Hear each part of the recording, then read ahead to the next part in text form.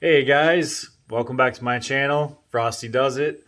I'm Frosty, and today we're actually going to make a video on my wife's car. She came home from work the other day and she said, I think we have a problem with my car. I said, uh-oh. Normally she doesn't notice the things wrong with her car, so when she does, it gets me really worried because normally something really bad is happening when she notices it. So I said, what's it doing? She said, well, it sounds like there's an airplane in my car while I drive it. I said, an airplane. Okay, so I'm like, what happened to the engine? You know, something catastrophic probably is going on. So I take her car for a test drive, and it sounds like a wheel bearing to me. So thank goodness it's probably just that. We'll see if we can diagnose it and get it fixed for her so she can go back to work on Monday. It's Saturday at about 2 o'clock right now. So we'll see if we can get her patched up and get her safely back to work. And this is my wife's car. Just an '05 Subaru Outback. It's actually got quite a few miles on it. I think it's like 250,000 right now.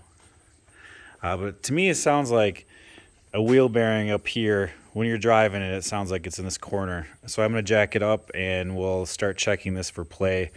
What I've noticed with wheel bearings, most of the time, if you get movement from top to bottom when you rotate the wheel and tire, it could be ball joints.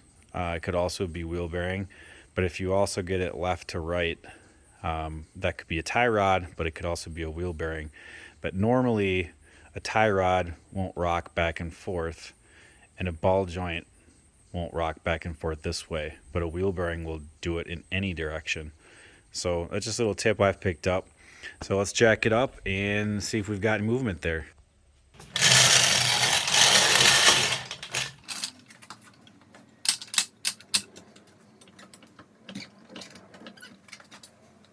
So like I said earlier, if you have a bad wheel bearing, usually you can get movement this way and this way. So that's what we're going to check for.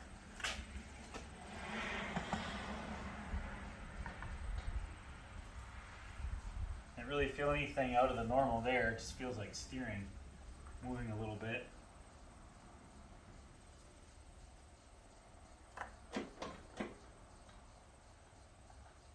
Well, we checked the car, and I don't feel anything that screams wheel bearing in the front, so I'm going to check up the rear, see if we find anything back there.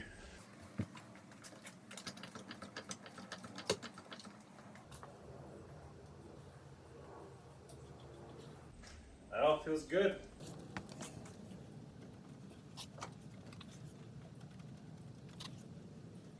Everything feels tight.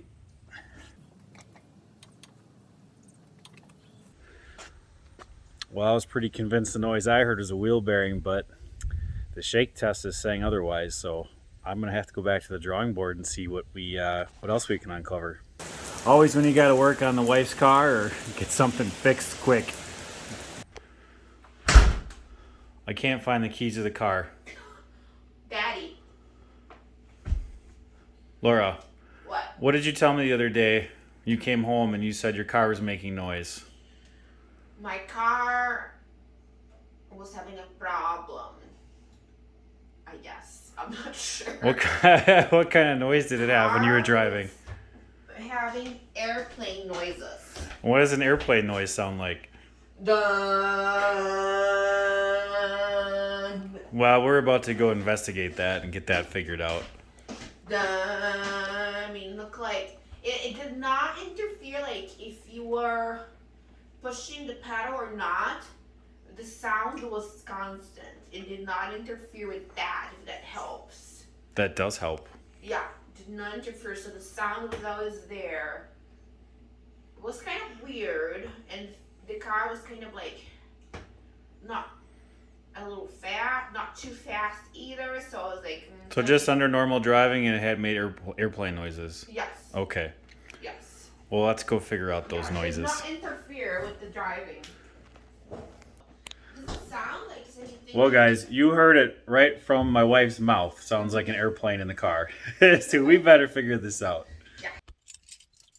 All right, so we got the tires rotated. We're gonna go take the car for a test drive and my seatbelt on. And we'll see if I can hear any noises.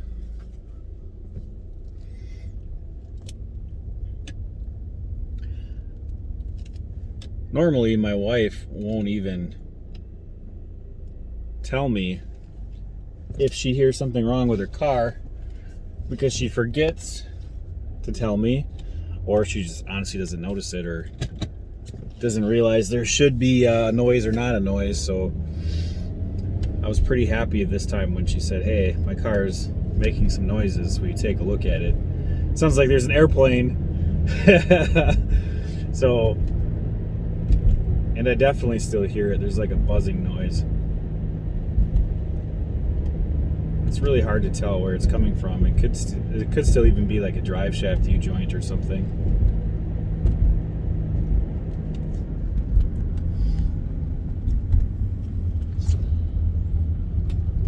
The wheel bearing really seemed tight on both passenger and driver side, so I really don't think that's the case. But it has a classic wheel bearing noise. It doesn't really change though when you put a load on the wheel, on or off. Normally a wheel bearing sometimes will make more noise when you're turning one direction than the other direction, and I didn't notice that happening at all. The noise is kind of constant whether you're on the tire or off the tire.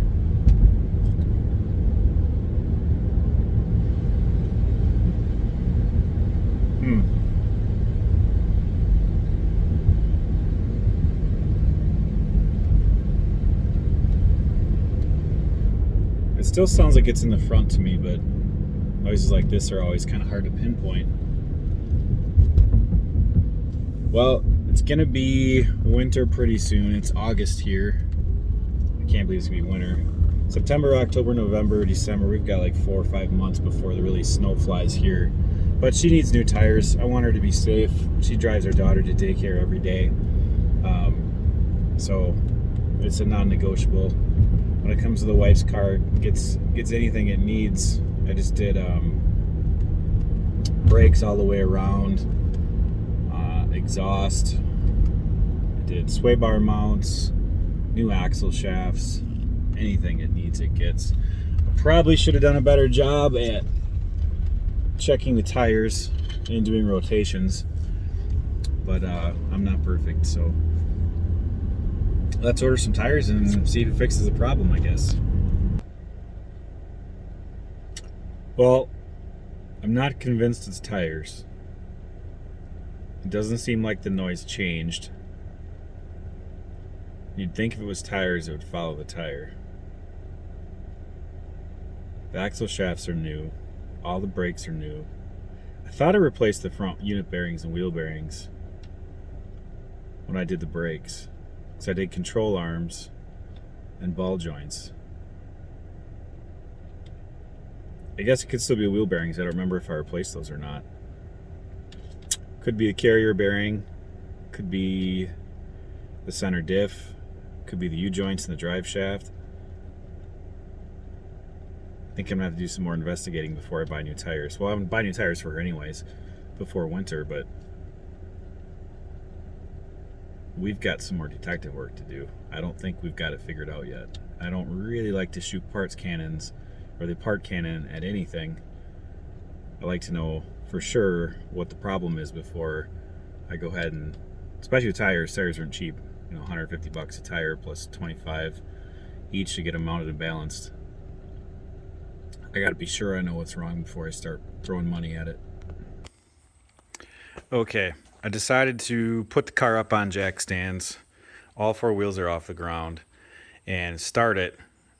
And you put it in drive, all 4 tires are obviously spinning. So I'm listening for a noise. It's definitely coming from either this hub or the axle shaft by the transmission. It's real hard to tell, but I'm pretty sure I narrowed it down to that. The axle shafts are probably only a couple thousand miles old, maybe 10,000 miles at most. They're from Rock Auto, but I remember buying it. Thought a pretty decent brand, so could be this right here, or it could be the wheel bearing. I do have the old axle shaft still right here, so I might actually pull one out and or pull this one out and swap in an old part and see if that's the case, and I can spin the wheel bearing by hand too there and see if I can feel anything. But what I thought was a wheel bearing and then thought maybe it was a tire issue might actually be just a junk part. I know it happens all the time, especially stuff made in China these days. Things just aren't made like they used to be. I did not buy a Subaru OEM part, so that could be the problem. So we're going to pull this wheel off again and take a look at that axle shaft. They pop out pretty easy, so we'll see how far we get with that. So I'm going to start the car and see if we can't hear that noise once we put it in drive.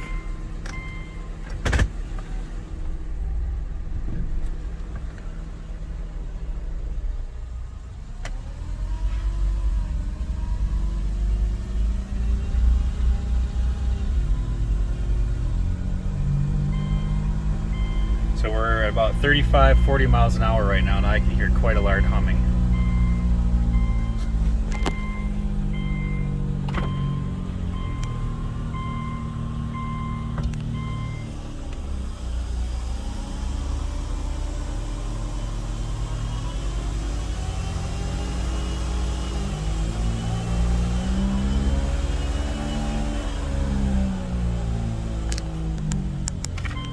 Very obvious.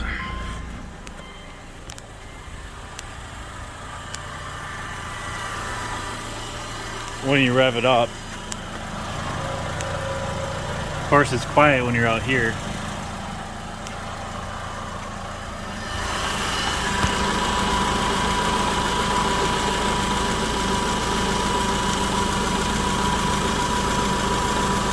The shaft actually has a little bit of a wobble to it.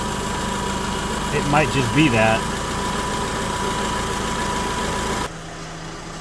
All right, so we brought my wife out. She's gonna put the car in drive, and then we're gonna listen. Take it up to 40.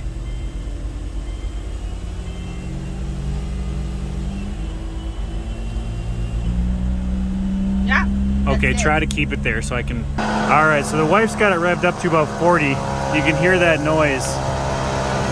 The whole car is kind of wobbling.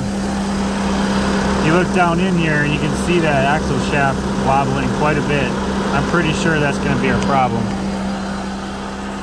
All right, so I tried to show that noise and vibration when the car's up on jacks. You can definitely feel the car kind of hopping a little bit.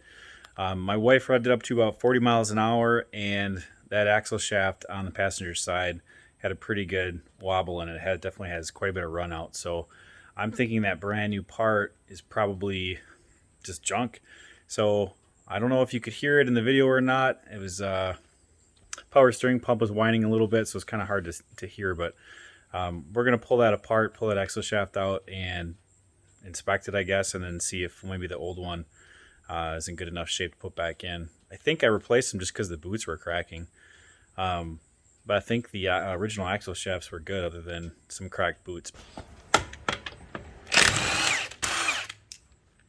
I'm sure the axle shaft has some type of warranty on it, but it seems like whenever I buy something from Rock Auto, I never save my receipts for some reason. I'm not sure why I do that. But I'm real curious to see if that's the problem. I was about ready to do wheel bearings and tires. All right, to get your axle shaft out, I'll double check, but I think this is like a 32 millimeter, 32 or 33. Take this nut loose, then you have to take your whole caliper bracket off. There's two big bolts, one here and then one down here, and this whole caliper bracket will swing away. Then I've already had this car apart, but if you take the strut mount off here and here, you can fold the whole knuckle towards you, and you can pull the axle shaft out this way, and then you can pull it out, you know, from up here. It'll pull straight out. So it's actually pretty easy, I would guess, in a matter of 5-10 minutes if you have all your tools ready, you could probably have your axle shaft out. One of these is an eccentric. I don't remember which one it is, but I had these marked from the last time I was in here, so I got the alignment back to where it was. So make sure you pay attention to which one is an eccentric bolt if you take yours apart. Your axle nut is a 32 millimeter. The caliper bracket mounting bolts, 17 millimeter. The bolts that hold your strut to your knuckle are both 19 millimeters, so grab a 19 millimeter wrench, and same socket I use for the lug nuts. And that'll pull off your caliper, your rotor will pull straight off, your nut will come off, and then you break the knuckle loose here. And that's really all you have to do to take it apart. First start with the axle lock nut.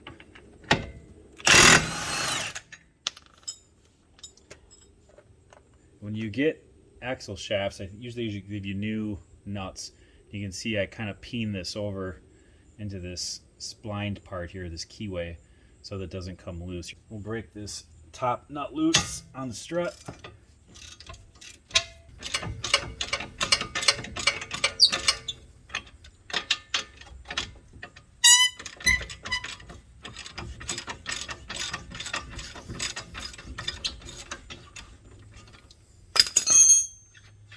Okay, your top one has that cam. You can see as you turn the bolt, that shoulder moves, and that'll bring the bottom of the strut in and out, or the top of the knuckle in and out for alignment. That's why I needed to mark them with a paint marker. Now we'll get this caliper off. That's just 17 millimeter. Go ahead and break this bottom one loose.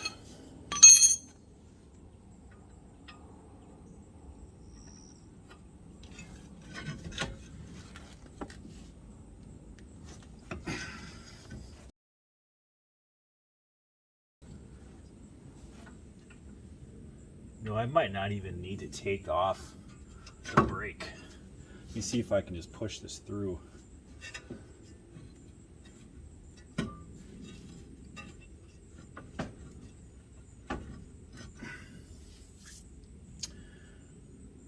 I think I can actually leave the brake on, but I am going to take some of my lines loose. That looks like maybe a 12 millimeter. Let me go grab one of those. So I'm going to try just to leave the brake hooked up. I don't really see a reason to take off the rotor and the caliper the more I look at it. But I do want to separate this line. This is your hydraulic line to your caliper. This is your ABS sensor line. I want to unhook these just so I have more flexibility in my strut. So we'll go ahead and take that off.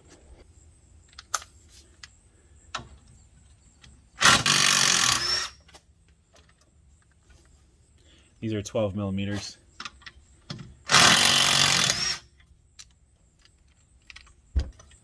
So I can bend this down a little further. And I should be able to pull this whole axle shaft out now.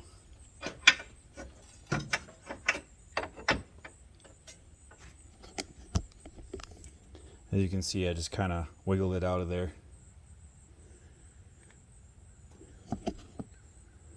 So now I just have to make some room and then it'll come straight out.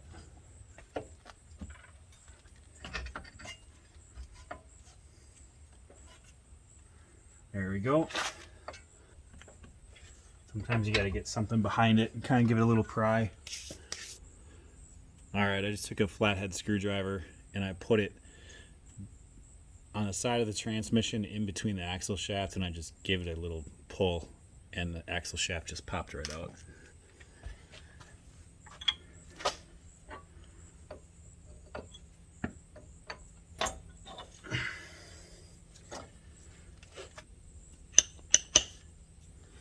Everything looks to be okay on this end. Everything feels okay here too. I think I am going to go ahead and pull this off and the rotor off. That way I can spin that unit bearing and see how that feels. These are a lifesaver. If you don't have one, get one. probably my favorite tool.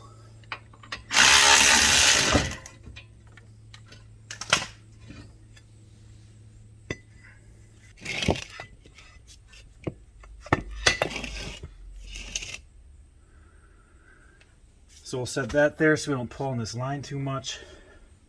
And this is definitely not smooth. You can feel grooves and ridges in it as you turn. It gets easy and then tight. So we definitely have a bad wheel bearing. So my original guess was right. First I thought wheel bearings, then I thought tires, then I thought axle shaft. All along it was this. No, there was no play in it whatsoever, but it definitely doesn't feel good. So we'll see if we can get one of those ordered and replace it this weekend. We got a wheel bearing ordered off Amazon. We got a Moog part, and they had overnight delivery, so it'll be here tomorrow morning. Just to go ahead and quick pull this wheel bearing out today rather than tomorrow. It's 14 millimeter. There's 4 bolts on the inside of the knuckle. If I can get my impact in there, we'll just zip them out.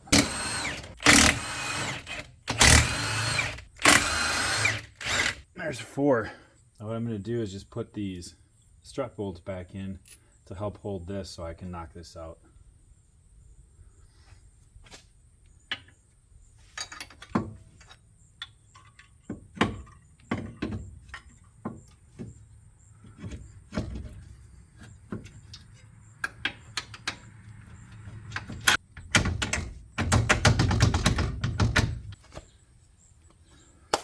Let me get something to pound on that a little bit.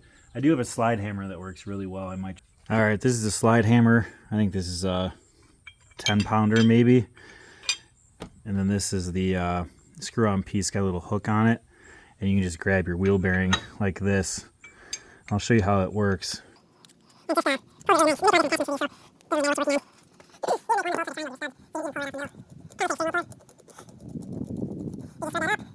your lock nut up there. Hand tight's usually good enough. And you just put it over your lip and you just give it a good hard pull. And I'll usually go to the other side. You see how easy that was?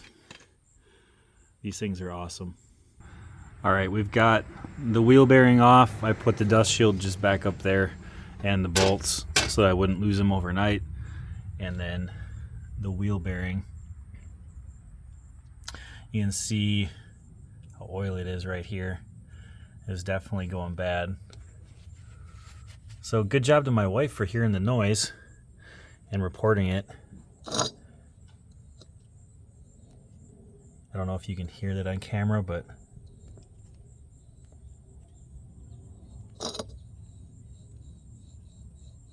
there's a slight drag, and then there's, you know, some easy spots and it gets hard. So there's definitely some damage to the race and bearings inside. I'm going to clean up, and then it'll just be a couple seconds for you guys, but for me it'll probably be 18 hours from now.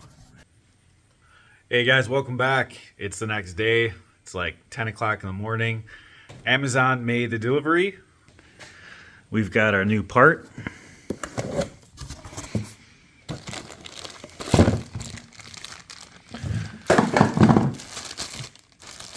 Let's just make sure it looks like the other one.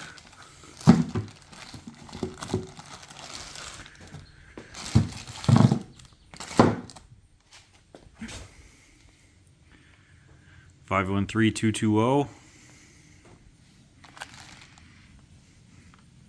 Looks like the flange is right. So let's go ahead and install it. Just put your bearing back through your dust shield. Sure you get your holes lined up, and you just stick it right back in there. I'll probably grab some anti-seize for these real quick. This is what I use. Anti-seize lubricant. Works good. If you get any of this on your finger or anything, it'll be over your whole body before you even realize it. But I just put a little bit on each one. Doesn't take much really.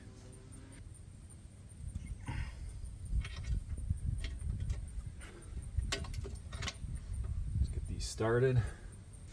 This cutout here is for your calipers. Just make sure you have that on the right orientation.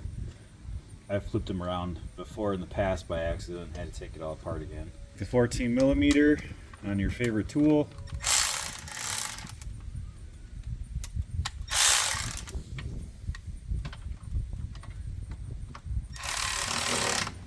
I like to kind of get them all started before I go ham with it and tighten them down.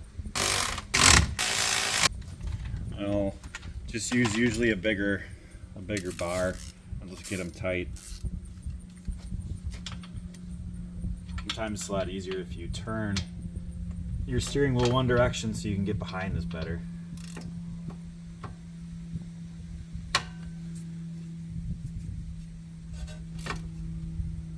Just kind of like a wheel, I'll go back and I'll just check them all one more time. Make sure they're all tight. And we're good to go. So that's a wheel bearing installed. And that feels 100% better than the one that came out. So now the rest is just putting the axle shaft back in. We'll have to undo these to do that. Get your nut and your washer off your cam bolt on top.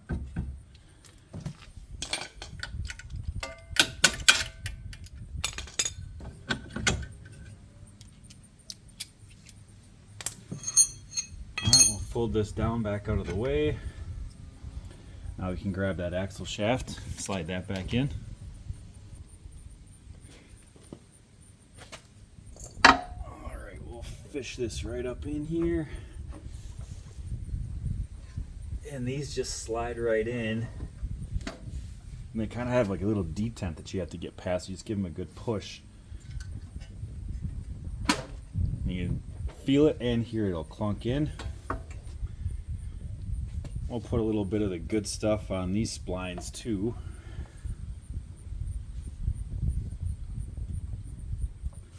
It doesn't really move at all once it's through there, because that lock nut will keep it tight up against the splines. But I always like to put either a little bit of grease or anti-seize on the splines for the hubs. Well, you just got to push it right back through. Snake it in there. Give your wheel bearing a little turn.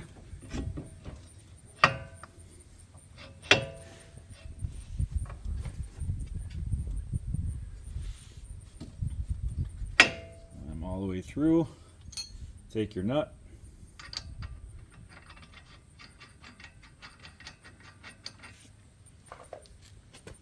Get your impact ready. That was 32mm. We're going to put her on full Ugga Duggas.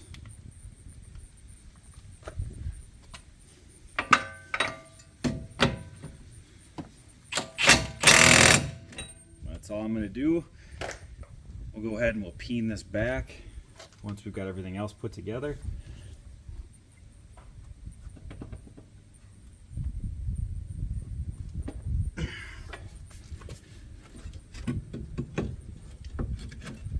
Put our bolts back in. Remember, the cam bolt goes on the top. So we'll do the regular bolt first on the bottom.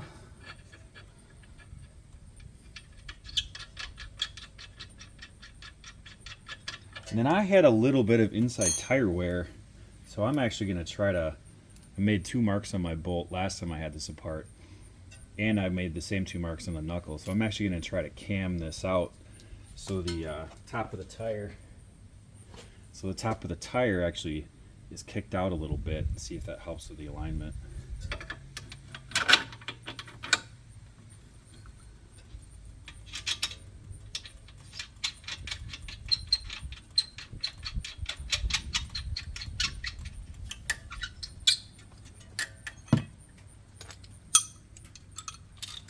So I'm just going to get this barely tight so I can still turn that top bolt and get the cam where I want it.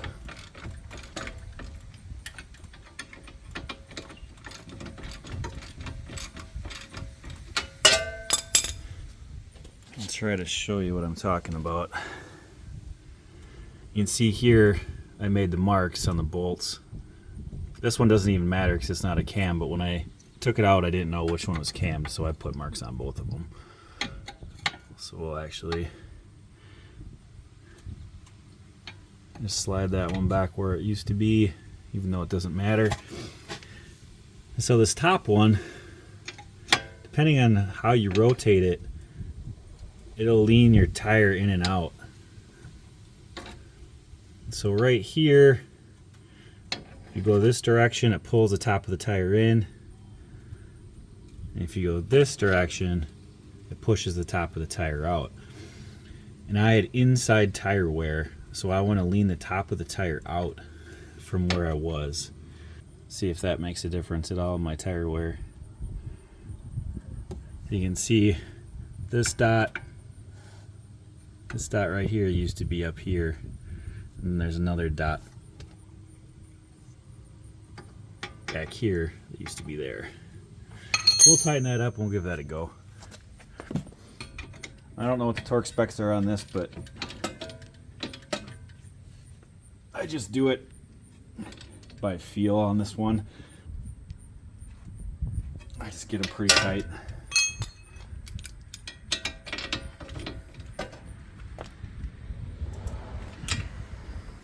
It's easy to see if they ever move with the paint marks that you put on there.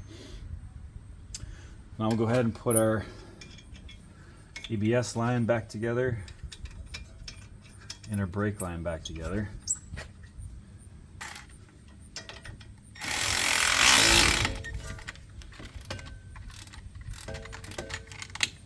Those were 12 millimeters.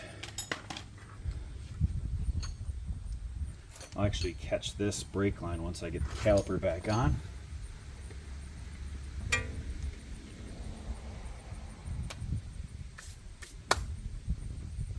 We'll see if we can't slide this all back up in one piece.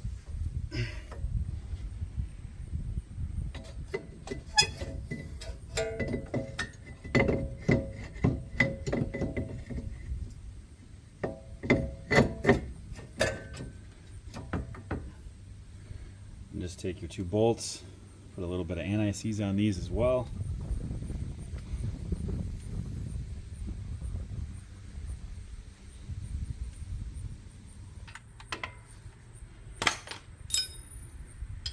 I'll take a wrench and get those tight.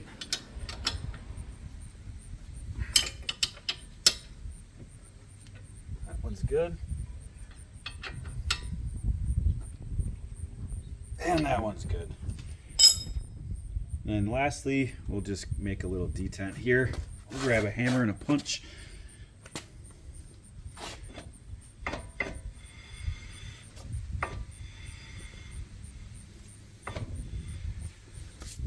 Right, and we'll just stick this right up here. We'll give her a good whack.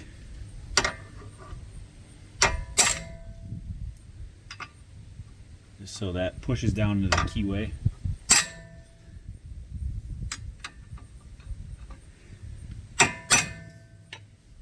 That will prevent that nut from ever coming loose.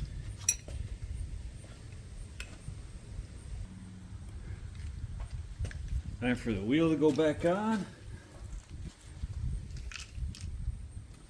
Just make sure we did everything I guessed before I do that. I got my two pinch bolts for the strut tightened, my ABS sensor, my brake line, my caliper mounting bracket bolts, the nut for my axle shaft, and that's all I took apart. So we're good to go.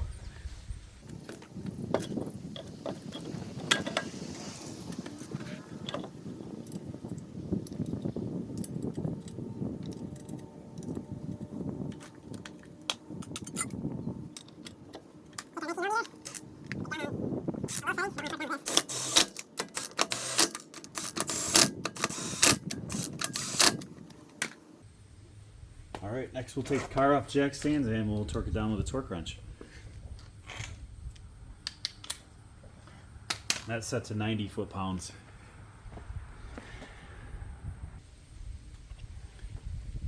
I stuck a block of wood under here so it picked up on a bigger part of the pinch weld.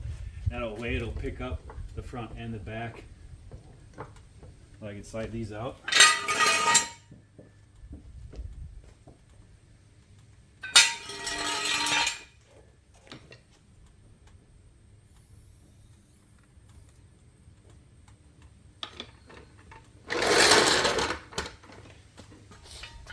We can go ahead and torque it. 90 foot-pounds.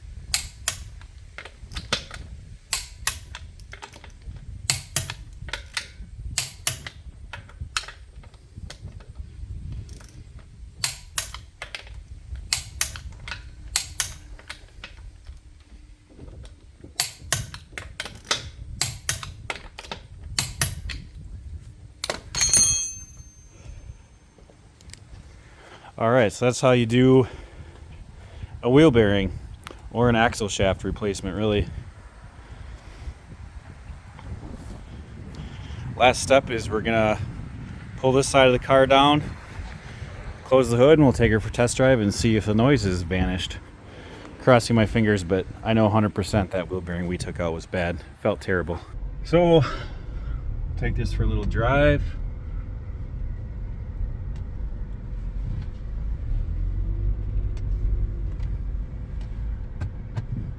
And right away I could hear the rumbling airplane noises.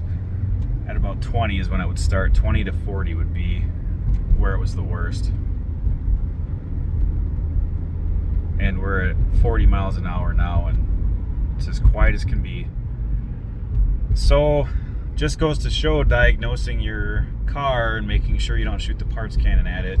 You know, I was ready to do an axle shaft and tires when it really was just a wheel bearing. So I'm glad that I took it all the way apart and I spun that wheel bearing without the axle shaft going through it, so I could actually feel it by hand. But another project, weekend project, is finished here. My wife's car no longer sounds like an airplane. She'll be happy. Then I'm happy that she and my daughter are safe. We'll get some new tires on order for her for winter. It's August here now, and we'll get some decent tires. I like running Generals. I have Generals in my other Subaru, and they've lasted a really long time, and they're great in the snow. So that's probably what I'll get. But I appreciate you guys watching the channel. If you liked the video, give me a thumbs up. Make sure you hit subscribe for future videos. I do a lot of different content on this channel. Most of it has to do with cars and trucks, a little bit of motorcycle stuff. But if you like the videos, go ahead and subscribe, and we'll see you guys in the next one. You guys have a great weekend.